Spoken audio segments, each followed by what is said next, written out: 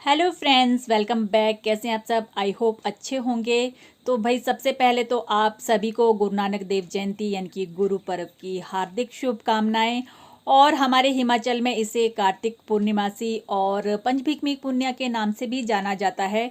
तो आप सभी को कार्तिकी पुण्य और पंचभिकमी पुण्य उसकी भी ढेर सारी शुभकामनाएं। गुरु नानक देव जी के बारे में तो आप जानते हैं कि सिख धर्म के संस्थापक थे, आदि ग्रंथ के रचयिता थे। और साथ में जो है कार्तिकी पुण्य का तो विशेष महत्व है।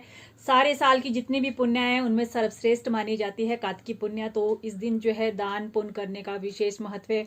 और हाँ, सबसे अच्छी बात तो ये है ना कि इस दिन जो लोग पूर्णिमासी का व्रत शुरू करना चाहते हैं तो उनके लिए जो है विशेष वो रहता है कि कार्तिकी पुण्य से ही जो है हमें पूर्णिमासी का जो है व्रत शुरू करना चाहिए। इसके अलावा भी इस दिन बहुत चीज़ों का विशेष महत्व है, जैसे कि इस दिन हमें तुलसी की पूजा करनी चाहिए। पूरे कार्तिक मास हमें जो है तुलसी को दीप दान कराना चाहिए, दान पुण्य करना चाहिए, जिस भी चीज़ का उसका दान करना चाहिए। सूर्य देव को जो है प्रातः जल अर्पण करना चाहिए। और सबसे जो विशेष महत्व रहता है वो रहता है पवित्र नदियों में जाकर स्नान करने का। तो सभी लोग जो है इस दिन पवित्र नदियों में जाकर स्नान करते हैं। हाँ, साथ में जो है कार्तिकी पुण्य जो भगवान विष्णु की रहती है। तो इस दिन जो है हमारे यहाँ पर जो है आंवले के पेड़ के नीचे बैठकर जो है खिचड़ी खाई जाती है। तो आंवले को विष्णु का प्रतीक माना जाता है। तो बस विष्णु की कृपा और माता लक्ष्मी की कृपा बनी रहे, इसी मनोकामना के साथ चलिए आपको और दिखाती हूँ कि आज हम लोगों ने क्या क्या किया। तो देखिए ना, हमारे यहाँ बनाई जाती है खिचड़ी। और ये जो है भट्ट है और भट्ट और माँ की जो है खिचड़ी बनाने जा रही हूँ मैं। तो देखते हैं कैसी बनती है कैसी नहीं है। और सर्दियों के दिनों में देखिए ना, ये गरिष्ठ चीज़ें काफ़ी लाभदायक होती हैं। सोयाबीन प्रोटीन से भरपूर होती हैं, काले चने इनमें प्रोटीन होती है, कार्बोहाइड्रेट होते हैं, विटामिन्स होते हैं, जो कि हमारे स्वास्थ्य के लिए हमारी बॉडी को हीटअप करने में काफ़ी ज़्यादा हेल्पफुल होते हैं। तो इसीलिए जो है ना सर्दियों के दिनों में ये मोटी दालें खाई जाती हैं। तो आपके यहाँ भी इसी तरह से बनाते होंगे, आप ज़रूर बताइएगा। और ये लीक ना हो तो उसके लिए हमें क्या करना चाहिए ना, इसमें थोड़ा सा तेल डाल देना चाहिए। और यदि आपकी कुकर जो है ना ये ढक्कन के ऊपर से लीक करता है तो उसके लिए हमें क्या करना चाहिए ना, इसके अंदर जो है थोड़ा सा इस तरह से यदि हम तेल लगा लेना इसको, तो इससे जो है पानी बिल्कुल भी जो है बाहर नहीं आता। अगर यहाँ से भी है तो आप इसके ऊपर भी जो इसका सील वाला एरिया है ना, बाछिल वाला, उसके ऊपर भी इस तरह से अगर आप तेल लगा लेंगे तो एक तो उससे क्या होगा कि आपकी ये जो वाली लेयर है ये काली नहीं होगी, जिसमें पीलापन आ जाता है ना, तो वो भी नहीं होगा, बिल्कुल आसानी से साफ़ हो जाएगी, ज़्यादा मेहनत की जरूरत नहीं पड़ेगी। और पानी भी हमारा लीक नहीं होगा। तो इसको भी आप ट्राई करके देखिए बहुत। और दूसरा, कभी भी ना बॉईल करते समय दाल में हल्दी ना डालें। उससे क्या होता है, हमारा जो ये कुकर है ना, इसका सारा जो एरिया है वो पीला, उसमें पीलापन आ जाता है, वो निकलता नहीं है आसानी से। तो इसलिए हमेशा हमें हल्दी बाद में ही डालनी चाहिए।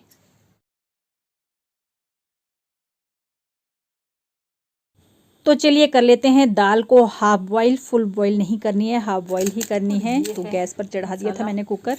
अदरक लहसुन और तो जब तक पक रही थी दाल तब तक मैंने काट लिए थे अदरक लहसुन और हरी मिर्च, जो कि मैं इसमें मोटा मोटा कूट कर डालने वाली हूँ। बिल्कुल भी जो है ना गंदा नहीं हुआ है, तो इसलिए लगाना चाहिए हमें तेल। और ये हो गए हैं, पक गई है दाल। और तो खिचड़ी के लिए ना, जब भी हम खिचड़ी बनानी हो तो दाल को आधा ही पकाना चाहिए। तो अभी ये देखिए ना, आधी पकी है, पूरी अभी नहीं पकी है। अब इसको जो है पानी डाल के उबलने के लिए रख दूँगी और फिर इसमें डाल दूँगी चावल। और ये हो गया है ना, देखिए पानी रख दिया है। इसमें अब मसाले डाल दूँगी, जीरा धनिया अजवाइन पाउडर, साथ में मेथी पाउडर और गरम मसाला, रेड चिली पाउडर, लाल मिर्च पाउडर, और ये है हींग। तो इसको भी मैंने इसमें डाल दिया है। ये हो गया हींग। और उसके बाद हल्दी। तो हल्दी जो है ना अब डालूंगी मैं इसमें। आगे नमक, तो पकते समय थोड़ा ही डाला था नमक, तो अभी थोड़ा और डाल देंगे।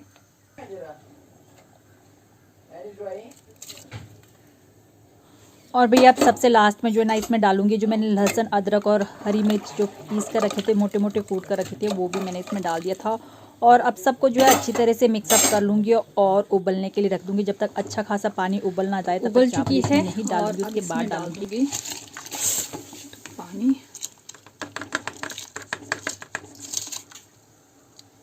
सॉरी, पानी नहीं, चावल। एक्चुअली गर्म पानी नीचे गिर गया ना, तो इसलिए मुंह से निकल गया पानी। तो जब भी हमें इस तरह से चावल डालें तो पूरी सावधानी के साथ डालने चाहिए, उससे तो और भी ज़्यादा अच्छा टेस्ट आ जाता है। और ऊपर से डालूंगी इसमें एक नींबू, इससे चावल बहुत अच्छे फूलते हैं और अलग अलग दाना हो जाता है।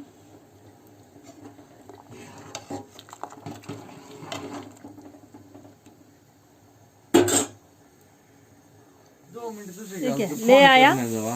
इसको अगर हम जोर से मारते हैं ना हमें तो पत्ते बचता है। जोर से नहीं मारना, तो इसके पत्ते नहीं जड़ाने। लगा, इसको ऊपर लगा दे। अब कुछ लगानी है, पंखे के साथ लगा, तो इसके नीचे बैठ के खाना खाना है बेटे।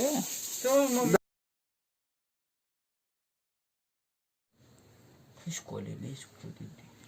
तो जब तक बच्चे आमले का टहनी लेकर आए थे तब तक बन गई थी खिचड़ी। और देखिए ना, मैंने परोस दी थी थालियों में और साथ में घी भी गर्म करके रख दिया था।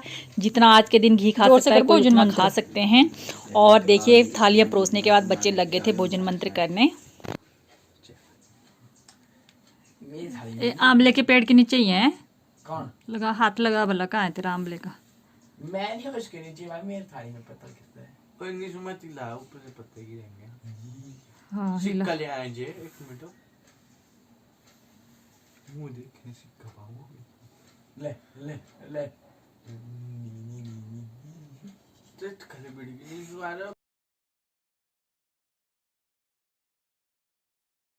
तो ये था भाई इनका भोजन मंत्र। और इस तरह ये जो है ना, खाना खाने से पहले प्रतिदिन भोजन मंत्र करते हैं। अब आप सोचते होंगे कि भोजन मंत्र क्यों करते हैं, और पता नहीं आपको समझ आया कि नहीं आया, क्योंकि संस्कृत में था।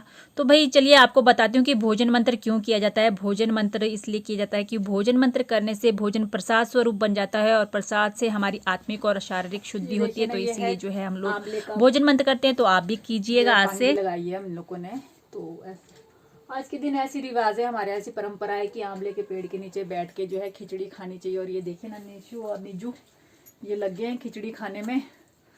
तो देखिए, और चलिए मेरी भी जो है ठंडी हो रही है, आप भी आ जाइए हमारे साथ खाने के लिए।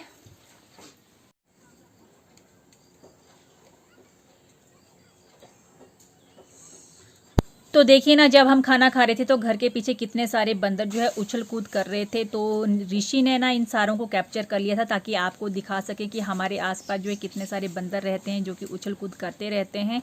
तो अच्छा लगता है कभी कभी इनको देखकर। तो चलिए करती हूँ अपने ब्लॉग की यहीं पे समाप्ति। और यदि आपको ब्लॉग अच्छा लगे तो आप इसे लाइक